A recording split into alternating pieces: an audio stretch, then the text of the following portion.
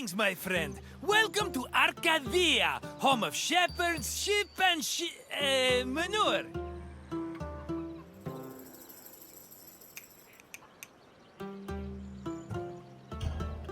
I recently made an offer to buy some nearby farmland. Unfortunately, the owner refused, based on completely unsubstantiated rumors that I once burned down 3 farms in Kos. Can you believe it? I've never burned down a farm in my life. I may have once paid someone else to do so, but I assure you, my reasons were entirely acceptable and in the best interest of everyone involved. Arcadia was well known for its sublime natural vistas. Farmers and shepherds were seduced by its beauty, and it's easy to see why. I have to leave for now, but I'll meet you again when you finish your visit. Until then, my friend!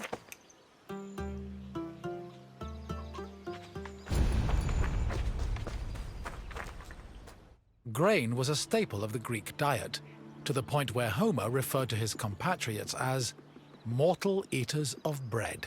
Grain farming was a meticulous process. Due to dry summers, artificial irrigation was impossible, so farmers had to rely on rainfall to water their crops. This gave them very narrow windows for sowing and harvesting.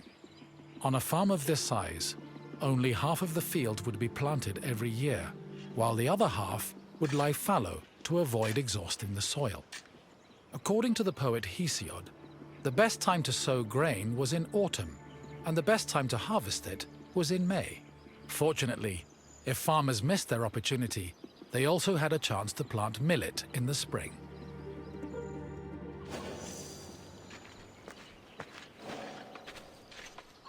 Before planting in a field, the land needed to be plowed a total of 3 times. Once in the spring to remove weeds, again in the summer to aerate the soil, and a final time in the winter to plant the seeds in the moist earth. The plow was pulled by 2 oxen, while the sowing of seeds was done by hand. After the seeds were planted, a boy turned the soil with a hoe to protect them from hungry birds. Once the sowing was finished, the farmers waited for winter rains to irrigate the field. They also prayed to the goddess of agriculture, Demeter, and her daughter Persephone, in the hopes of being favored with a bountiful harvest come springtime.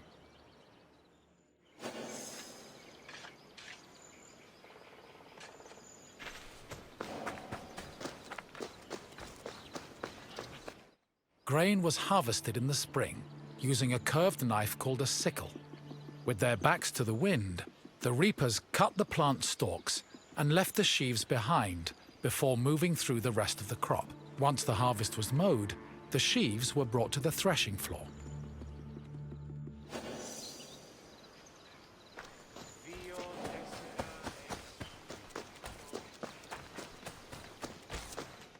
Animal husbandry was an important part of Greek agriculture. Farmers usually kept cattle, donkeys, sheep, goats, pigs, dogs, geese, and chickens. The animals mostly fed in pastures, but could also eat some of the farm's harvested grain, as well as damaged fruit and residue from olive oil and wine production. Livestock had several purposes. Their manure was used to fertilize the fields, and their grazing helped remove weeds. Arcadia was a mountainous region believed to be the home of the god Pan, so farmers were more likely to keep sheep and goats than cattle.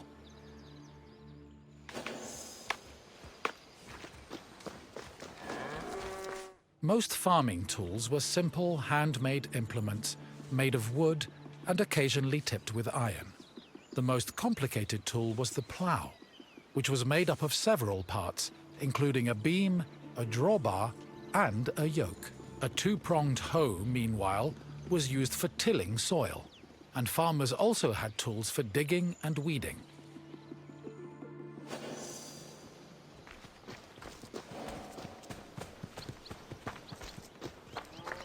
After the sheaves were harvested, workers brought them to the threshing floor to extract the grain. Oxen or donkeys were hitched to a post in the center of the floor and guided around it, while workers threw sheaves under their hooves. The animals stomping, forced the grain kernels out of their casings. Afterwards, the kernels were collected for the winnowing process. Winnowing helped separate the heavier grain seeds from the chaff. It began with using a wooden shovel to toss the grain. While in the air, the wind blew away the lighter chaff, leaving only the heavier grain. To remove the remaining chaff, the grain was tossed in a wooden basket called a lignon, which filtered the grain until only clean kernels remained.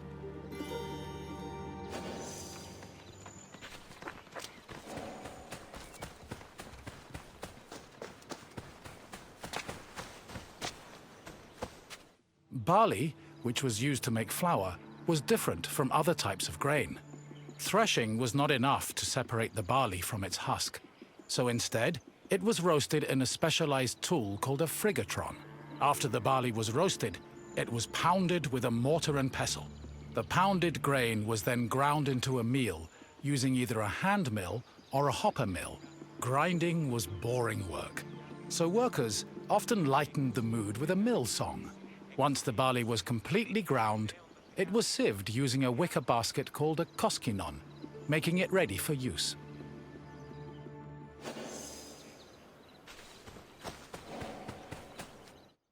Grain storage areas needed to be dark, dry, cool, contained, and well ventilated to prevent the grain from spoiling.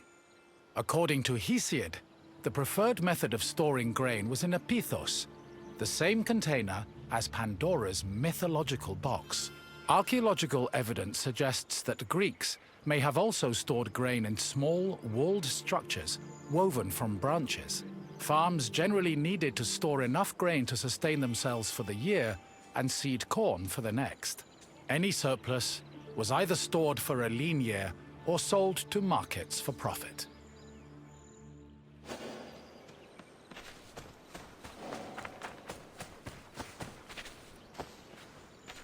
My friend! Good to see you again! You must feel hungry. I know I would, spending all that time watching farmers working themselves to the bone.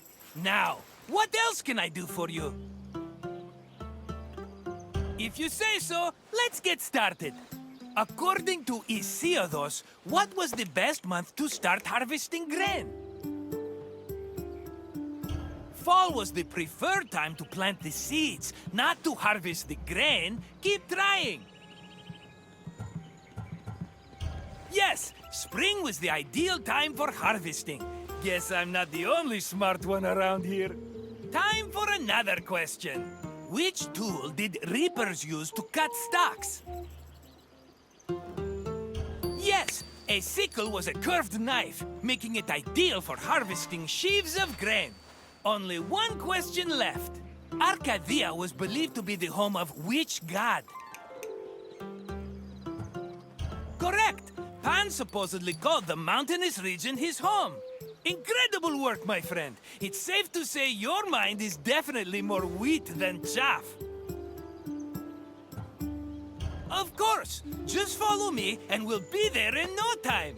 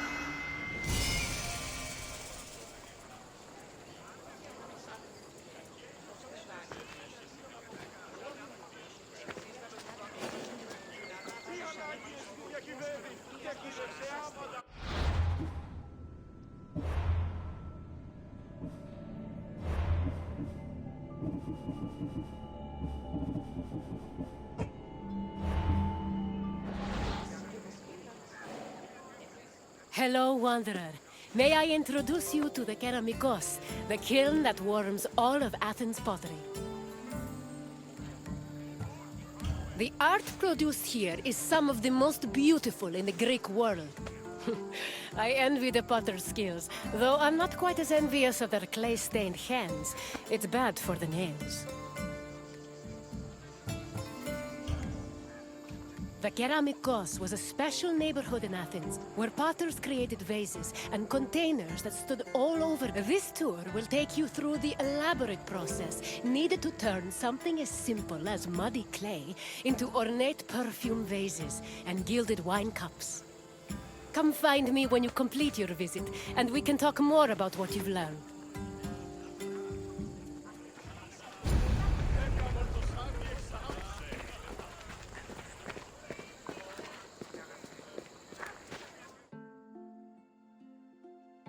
The Keramikos was a large, sprawling area northwest of Athens' Acropolis. While part of it was used as a graveyard, it was also dedicated to the creation of pottery.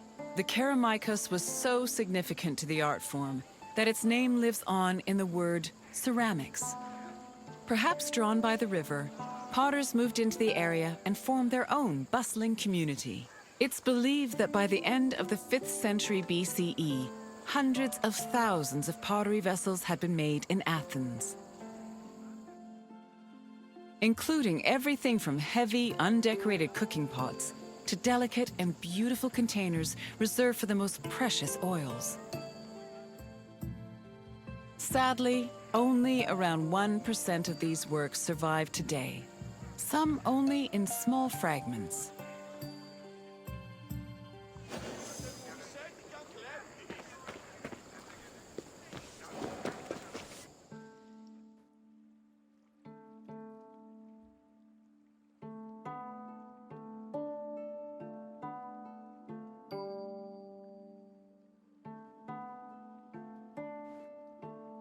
Raw clay from a river was hardly fit for a potter's wheel. Athenian potters used clay that was rich in iron, which created the distinctive orange-red coloring seen in Athenian pottery. But this high-quality clay needed to be handled carefully to avoid disasters in the kiln later on. The clay was first brought to settling beds, where it was mixed with water to wash out any organic debris like leaves. Once it was purified, workers kneaded the clay with their hands to push out air bubbles and create the texture necessary for a flawless finish. One of the goals of these early steps was to remove any impurities that could destroy a delicate design, or worse, render a vase unusable.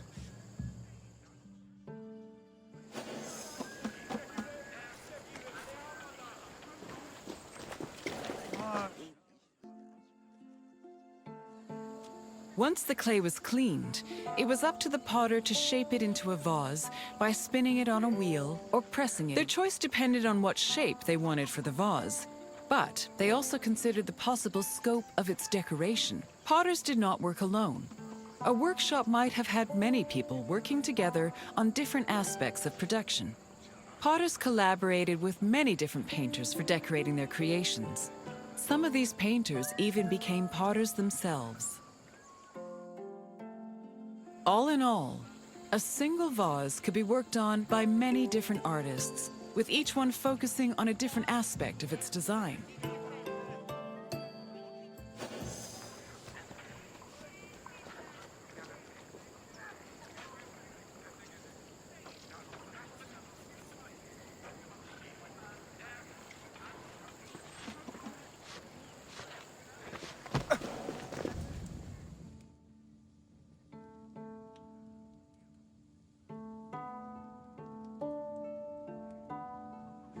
After the pots were shaped and decorated, they were packed into kilns for the lengthy and delicate firing process. The process had 3 stages: oxidation, reduction, and reoxidation. The main purpose of the firing process was to carefully manage the clay's exposure to oxygen. The chemical reactions caused by firing gave the pots their distinctive orange-red color. This also turned the designs made from the clay decoration slips glossy and black. The most difficult part of the firing process was managing the fires themselves. It required an enormous amount of skill and experience to properly judge the exact temperatures needed, and even the smallest mistake could ruin several hours of work.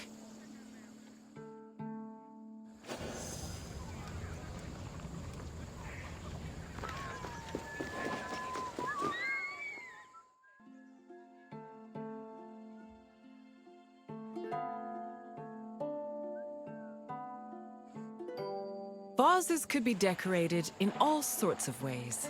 Before 530 BCE, Athenian vases were decorated using the black figure technique, where figures and designs were painted as dark silhouettes. At the end of the 6th century BCE, painters created a new technique called red figure, an inversion of the painting process that left the figures in red and the background in black. This gave the artist more freedom to better explore details like muscles and individual locks of hair. Designs were sketched onto the bare surface of the pot using a thin, sharp tool.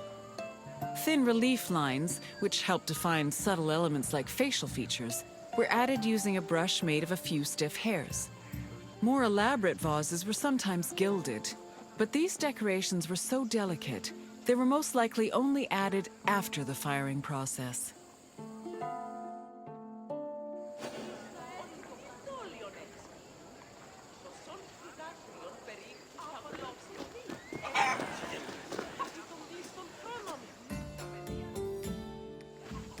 You've returned! As you can see, pottery was an arduous and delicate process, but was exemplary of the skill and craftsmanship that dominated Greek art and culture. Now, is there something else you'd like to do?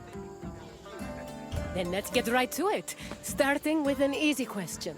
What was responsible for the orange-red color of most Athenian vases? Paint was not the main source of the vase's distinctive coloring. Try again. Organic debris like leaves were actually filtered out of the clay early on in the process. Keep trying. Thankfully, potters never resorted to such barbarism to color their work. At least, I hope not. Correct! Athenian potters worked with clay that was rich with iron, and that iron created a distinctive orange-red coloring. On to the next question. What were the chambers for firing pottery called?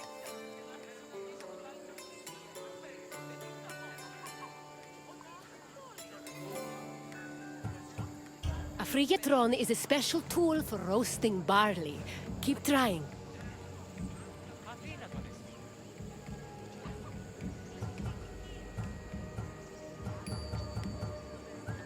Correct. Pottery was fired in kilns, and the firing process was extremely precise and delicate in nature. You're almost done. Just one more question. The firing process was made up of how many stages? Correct. The 3 stages of the firing process were oxidation, reduction, and re-oxidation. You know your pottery. Well done, Wanderer. It would be my pleasure. Follow me.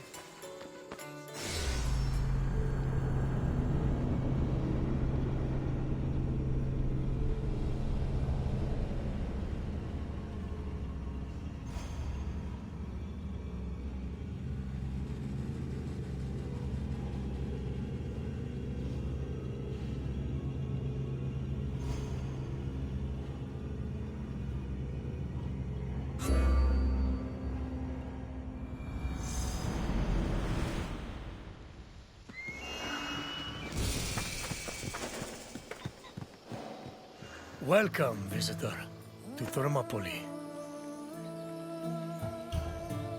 Thermopylae stirs many feelings in my heart. Rage at the Persians' arrogance. Regret that I could not do more. But mostly, I feel proud. Proud of my city, and of my men, who fought to protect the very soul of the Spartan people. For those few fateful days, they were my brothers. I miss them all. Thermopylae was where a courageous group of Spartans stood amongst other Greek soldiers and held off the forces of King Xerxes, the Persian. When you're done, find me and we'll speak more.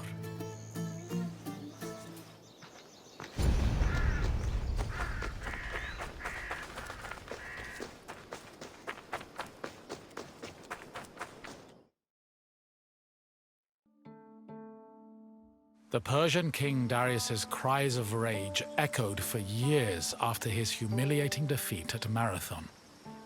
Even after Darius's death, his son Xerxes continued to seek vengeance against the Greeks. According to Aeschylus, Asia was emptied of all its men. Greek spies brought the news of Xerxes' imminent invasion back to their homeland. Afterwards, many discussions were had on the best place to mount a defense.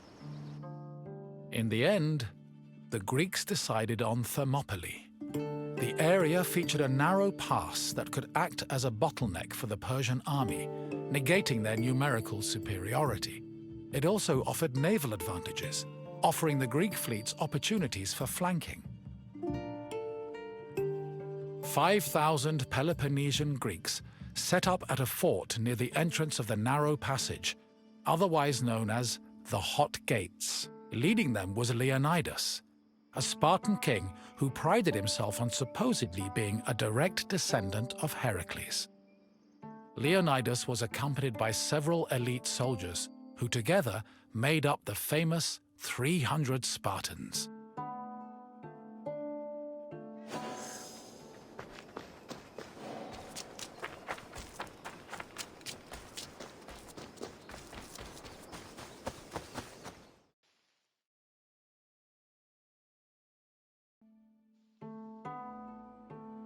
The Persian army arrived in the summer of 480 BCE, preceded by a flood of rumors regarding their strength and numbers. It was claimed they consumed 6,000 tons of wheat every day, and that they dried every river and brook they passed to quench their near-insatiable thirst.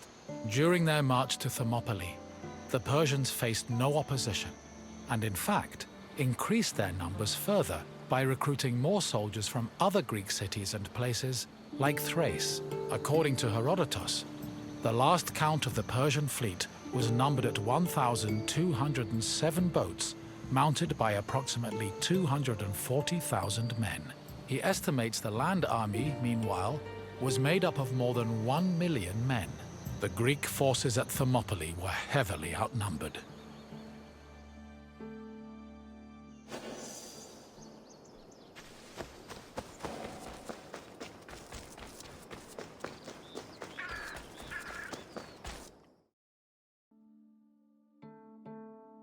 Xerxes believed that at the sight of his massive army, the Greeks at Thermopylae would flee in terror. Instead, they deliberated. The majority of the Peloponnesians wanted to engage the Persians on the Isthmus of Corinth. Leonidas, meanwhile, believed it was wiser to stay put in Thermopylae.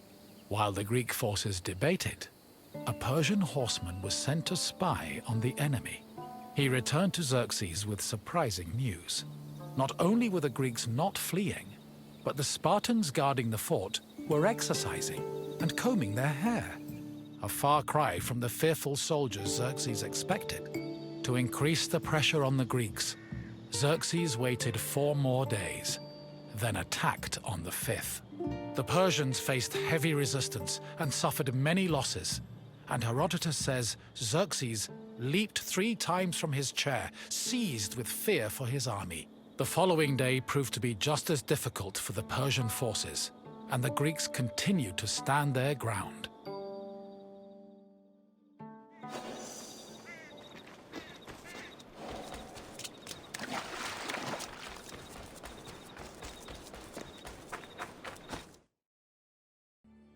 The Persians seemed poised to be held at Thermopylae indefinitely, until an inhabitant from the region came forward with information. He told the Persians of another route which could take them around Thermopylae.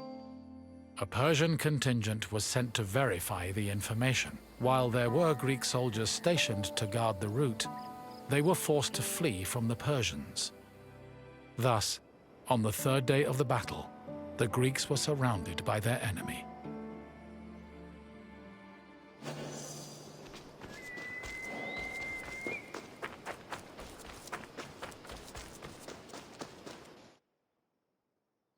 With the Persians both in front of and behind them, the Greek forces at Thermopylae realized they had two choices: flee to live another day, or stand and fight till their last breath.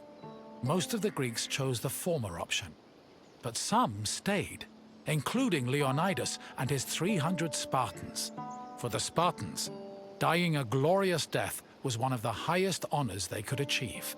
The few members of Leonidas's Spartans who did not participate in the last stand at Thermopylae felt that they had missed an opportunity for honor and either committed suicide or continued living under the mockery and disgust of their fellow citizens.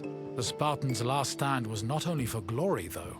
Had they not held off the Persians, the Greeks' retreating forces would probably have been cut down by enemy horsemen.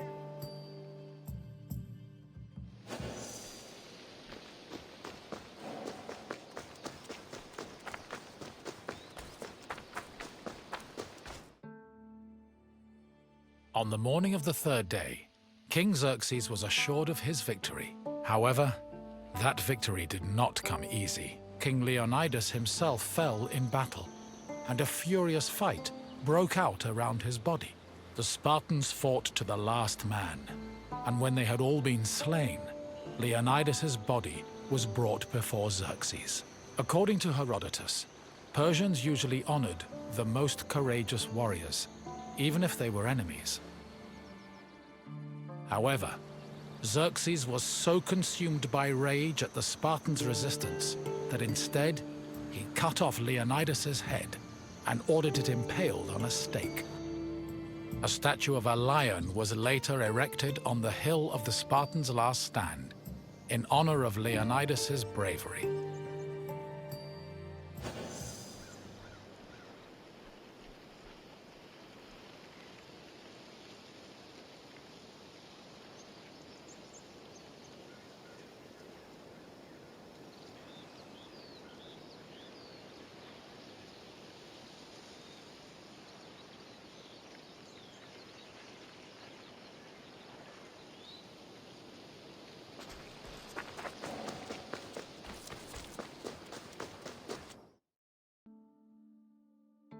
Though they were victorious, the Battle of Thermopylae shook the morale of the Persian army. They had lost thousands of men, while Greek casualties only numbered in the hundreds. And due to the sacrifice of the Spartans, the rest of the Greek army had been able to successfully retreat and regroup.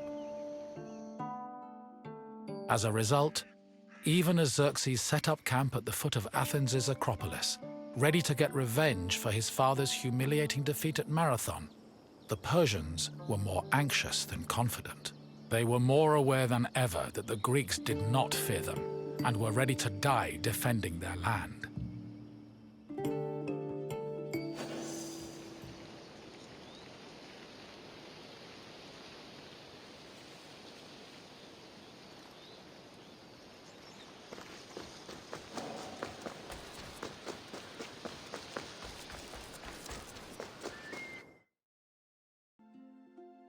In the end, the Battle of Thermopylae was still a loss for the Greeks.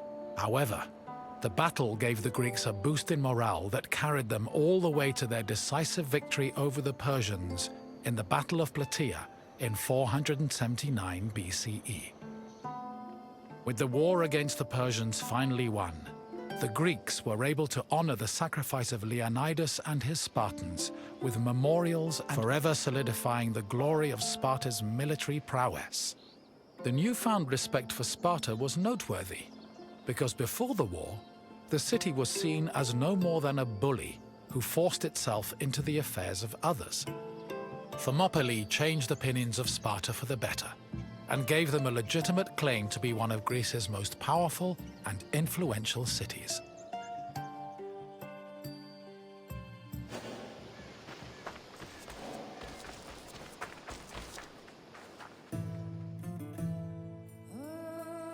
finished. I hope you understand the magnitude of the sacrifices made at Thermopylae. Without them, the Greek people would have surely ended as a footnote in Persian history. Is there something else you'd like to do? If you think you're ready, let's begin. First question. Who was Xerxes' father?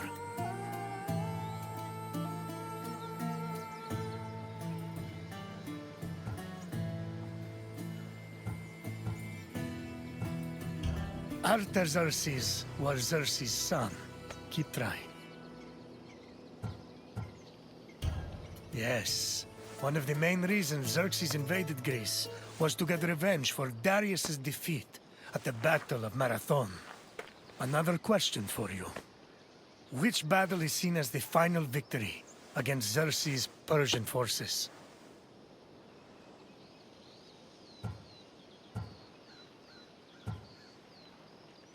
The Battle of Marathon took place long before Xerxes invaded. Try another answer. No, try again. The Battle of Salamis ended with an impressive Greek victory, but it did not send the Persians home. Keep trying. Correct. The Battle of Plataea helped put an end to Xerxes' invasion. One last question. How many Spartans fought at the Battle of Thermopylae? Yes, 300 of us stood against Xerxes' forces. You've done well, visitor. I have no more questions for you.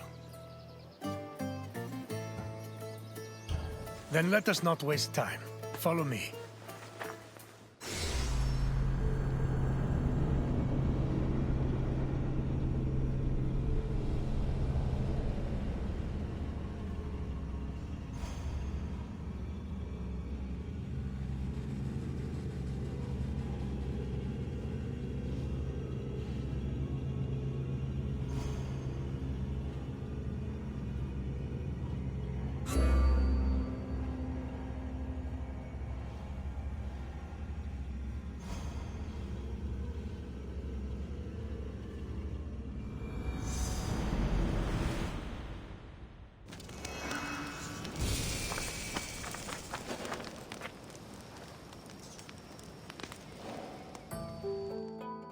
Welcome to Amphipolis, traveler.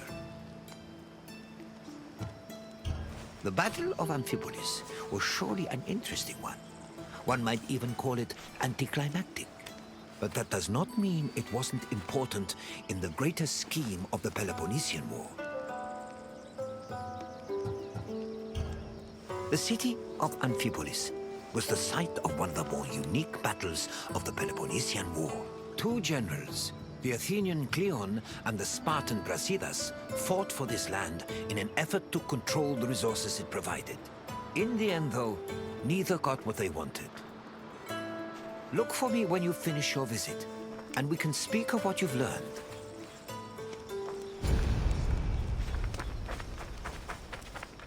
The land that would come to be known as Amphipolis was originally part of Thrace, a region inhabited by formidable semi-nomadic horsemen. Thrace was rich in gold and silver mines. It was surrounded by lush forests, making it very attractive to outside parties like Greece and Persia. By 513 BCE, Persia had managed to conquer much of Thrace. But after their defeat in 479 BCE, Athens made a play for the land. They conquered the nearby island of Thasos in 465 BCE, but the military prowess of the Thracian riders kept them out of the country's interior. It was only in 436 BCE that Athens established a solid foothold in Thrace with the founding of Amphipolis, a city on the banks of the river Strymon.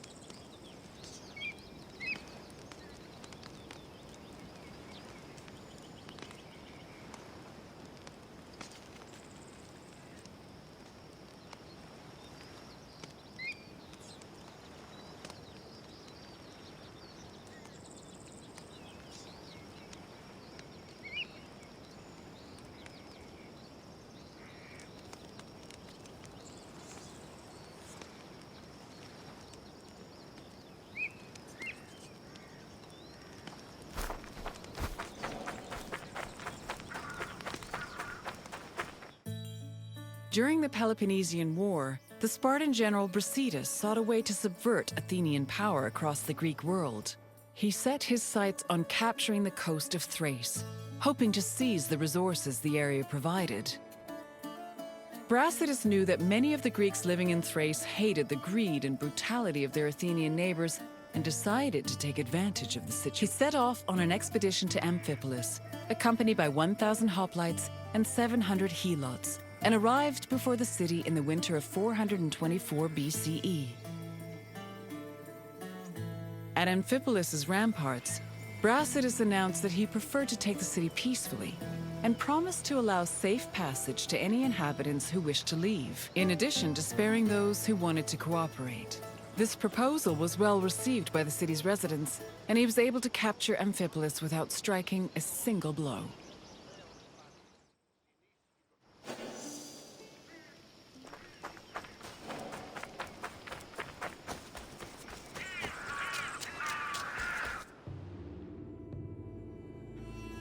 Brasidas' march on Amphipolis blindsided the Athenians. By the time they heard the news and dispatched the general Thucydides to defend Amphipolis, Brasidas had already rallied several nearby cities to help him defend the region from Athens' so-called tyranny. After half a day's journey from Thasos, Thucydides arrived at the port of Eion, but was unable to retake Amphipolis. Athens held Thucydides responsible for the loss of Amphipolis and forced the general into exile. In spite of Brasidas' achievements, Sparta did not send him reinforcements, which forced the general to negotiate a truce with Athens to hold on to the ground he gained.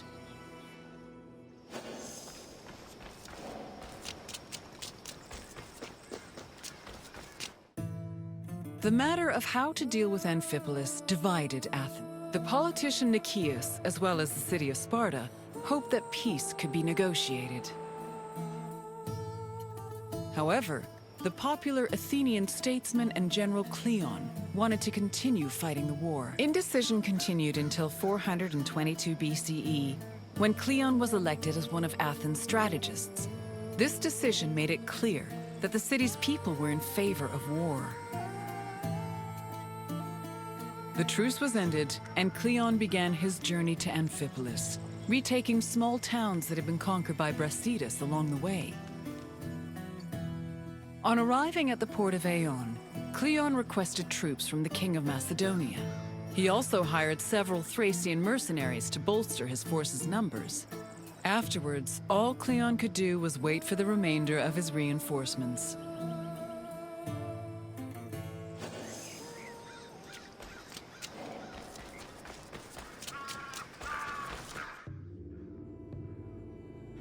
While they waited, the Athenian forces began to resent Cleon's hesitation to attack.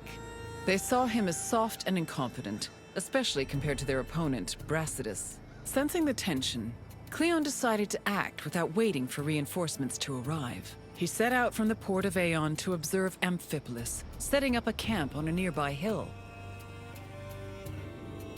To Cleon's surprise, Amphipolis appeared to be completely unprotected, with no guards stationed at the city's gates and ramparts. However, the city's lack of protection was only an illusion. Even so, upon seeing this, Cleon regretted that he did not bring wooden towers, which would have allowed him to easily recapture the city.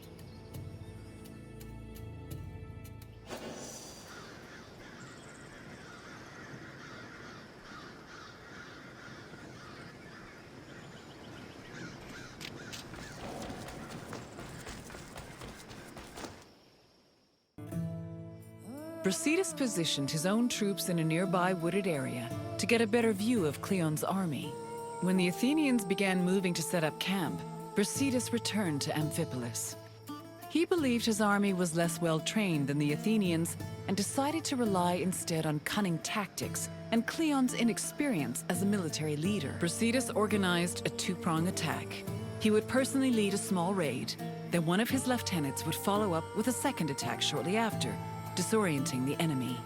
He had barely finished formulating his plan when he saw Cleon's army pack up and retreat back towards the coast. The cowardly display made Brasidas realize that perhaps victory would be easier than he thought.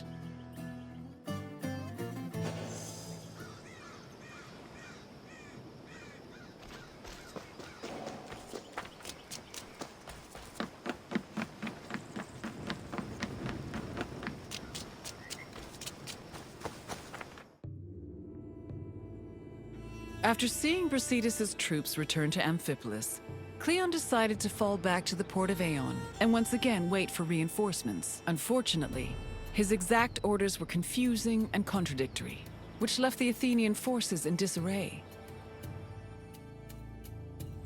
Brasidas took advantage of this confusion and began his attack. Cleon's forces panicked, which made them easy prey for the Spartans. 600 Athenians were killed, while the Spartans only lost 7 men. Cleon's remaining forces took refuge in Aeon, where the bodies of their comrades were eventually returned to them, though only after being stripped of their weapons.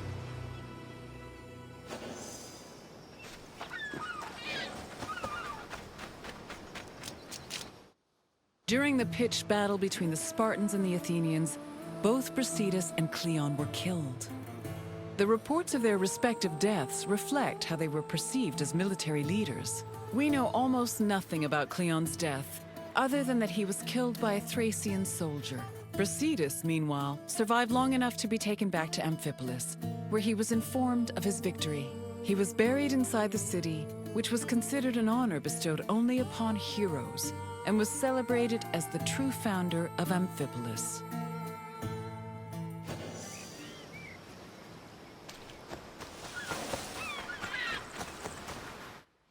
The Battle of Amphipolis temporarily put an end to the hostilities between Athens and Sparta. The Athenian forces returned to Piraeus, while Sparta called back the reinforcements they'd sent for Brasidas. The death of both Brasidas and Cleon encouraged the two cities to push for peace. The negotiations took time, but Sparta and Athens eventually agreed to return to the way things were before the Peloponnesian War. The resulting treaty became popularly known as the Peace of Nicias. Throughout the Greek world, it was mostly agreed that Sparta had lost the war, in spite of Brasidas' heroic efforts. The sentiment was rooted in the fact that Sparta had failed to end Athens' domination over Greece, something they had promised to do at the start of the war.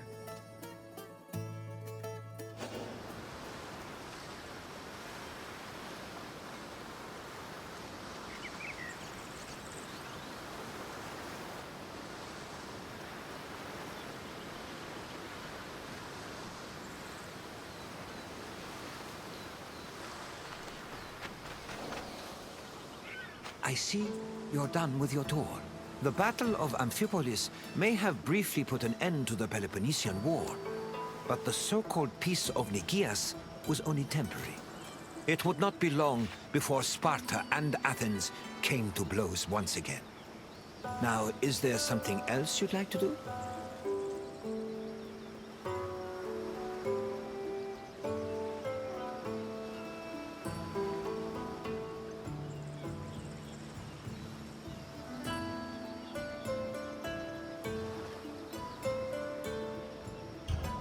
Feeling up to a test?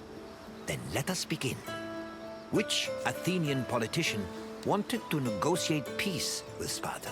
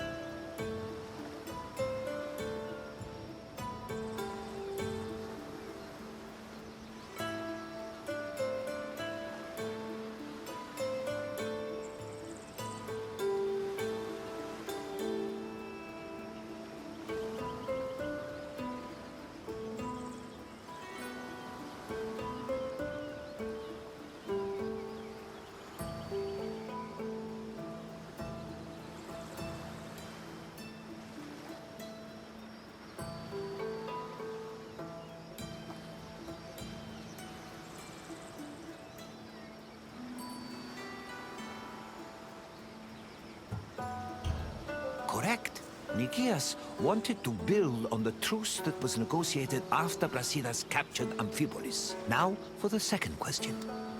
Where did Thucydides and Cleon arrive before moving to retake Amphipolis?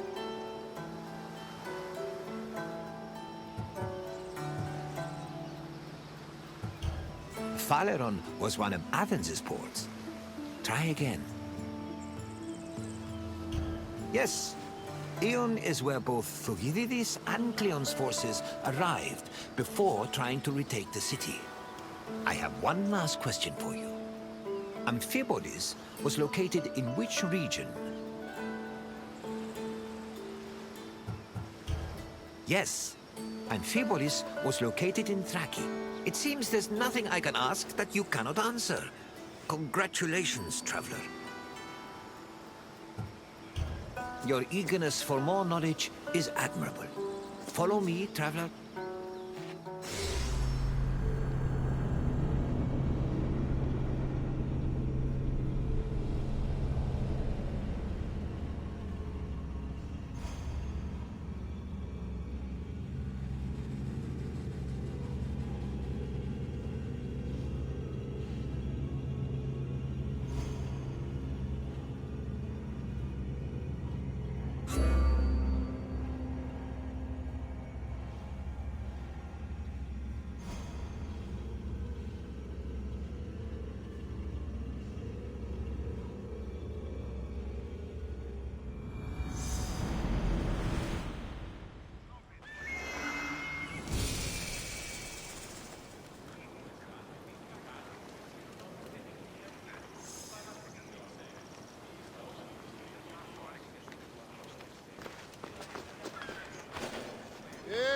Τι γίνεται?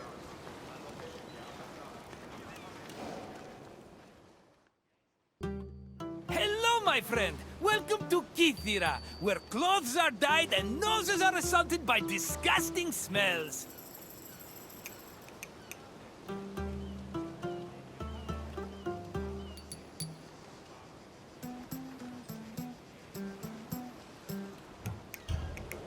I think it smells terrible, and I can't wait to get out of here.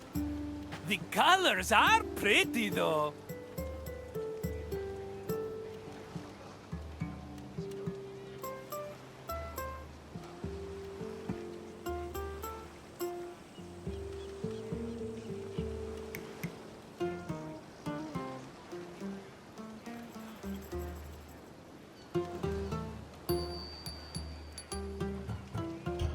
This little island was where dyers brought all the color to Greek fashion through an intensely stinky procedure.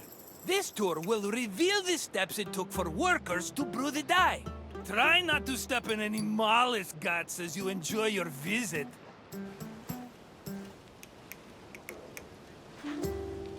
I promise I'll meet you at the end of your tour. See you soon, my friend. In Greece, fabric and clothing were colored using natural dyes from shellfish, insects, and skilled craftsmen across the Greek world extracted dyes from these sources and combined them with other substances to create a variety of colors. The dyeing process supposedly produced incredibly pungent smells, and ancient writers would often comment on the stink in their works.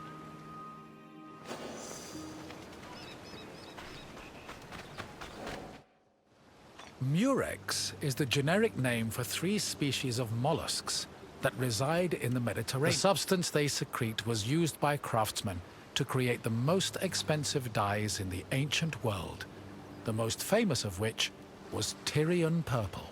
Fishing techniques varied depending on the type of mollusk. In shallow waters, fishermen could simply dive and catch the mollusks, but they set traps if the water was too deep. Being carnivorous, murex were often lured using dead animal flesh as bait. It was imperative that the mollusks be captured alive, as they only secreted the precious purple liquid needed for dyes upon death.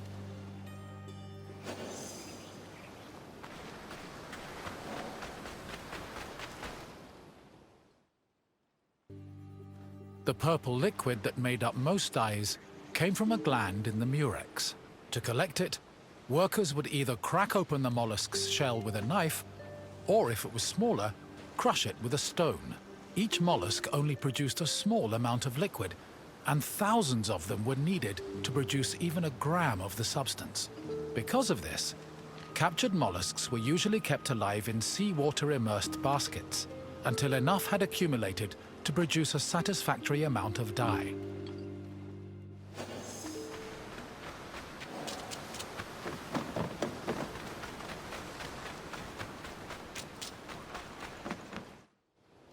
The mollusk glands were mixed with salt and left to decompose for 3 days. Afterwards, the resulting mash was placed in a vat, where it boiled until it was thickened and reduced to 1/16 of its original volume. The dyers stirred this mixture and removed any impurities. This process produced the foul odor so reviled by ancient writers.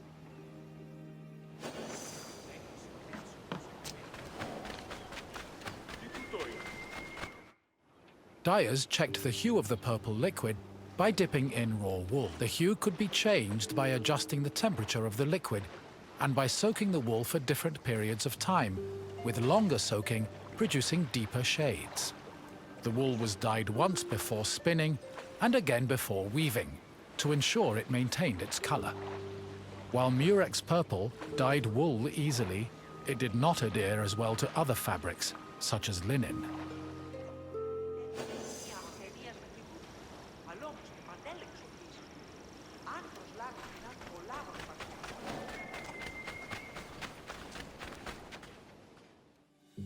Most Greek garments were made from rectangular fabric that was rarely cut or sewn.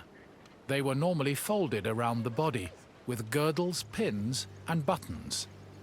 Dyeing served to give the garments a more unique style.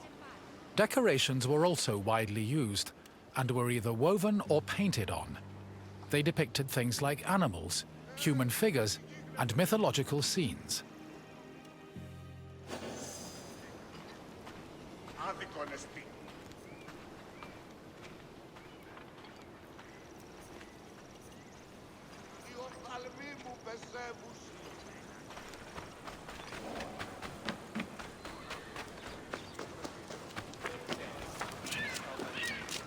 Textile manufacturing and trade was one of the most lucrative businesses in classical Athens.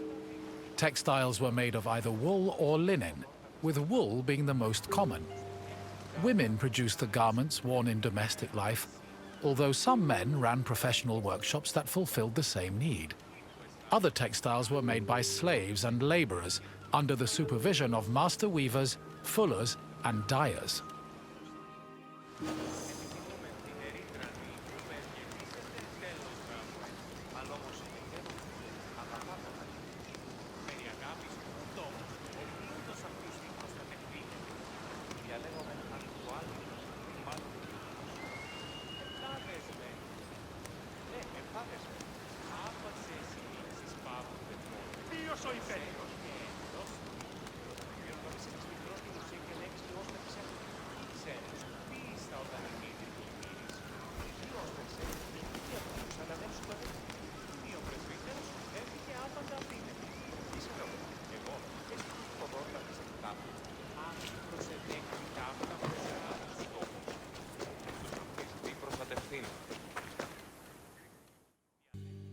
Clothes didn't just keep people warm. They were used as a way to communicate social identities, like gender, status, and ethnicity. These could be expressed through garments and accessories, but also jewelry, hairstyles, perfumes, and cosmetics. Wealthy Greeks usually had garments of the highest quality, and all their accessories were decorated with gold, silver, or gemstones. Parasols and fans were also an important part of elite fashion, and were usually carried by accompanying slaves.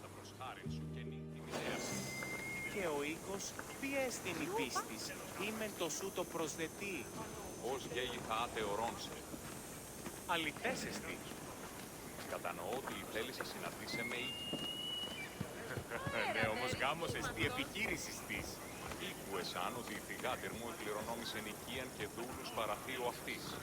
Ως ήθιστε τα προϊκόα έσονται του ανδρός της.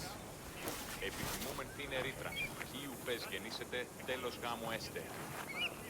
Αλλά τέρο θείο αγαπάτων αλλήλους. The most common Greek garments were the peplos, the chiton, and the hymation. The peplos, typically worn by women, was a body-length cloth. It was folded back on itself and worn draped over the body and pinned over the shoulders. The chiton was a long garment with sleeves. Ankle-length chitones were normally worn by women, while men wore shorter versions of the garment. A hymation was a mantle that was worn over both the chiton and the peplos. Outside of daily life, there were also specialized clothes worn only in exceptional situations like weddings and religious ceremonies.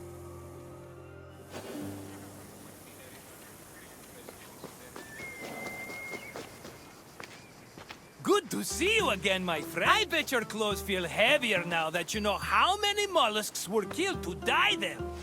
But let's change the subject, yes? What else can I do for you? Then let's get right into it, starting with this question.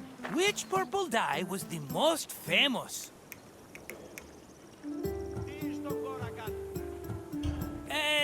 I don't think so. Try again.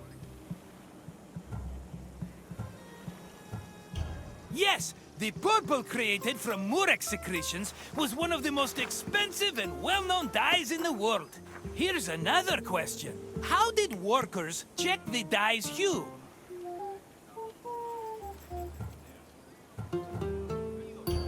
Correct! Workers dip wool into the mixture to gauge the exact hue of the dye. Almost done, my friend. Just one final question. Which body-length garment was typically worn by women? Correct! A peplos was a body-length cloth that a woman draped over her body and pinned around her shoulders. I had no idea you were so knowledgeable about fashion, but look at you. I should have known from what you're wearing. You've got it, my friend. Farewell for now.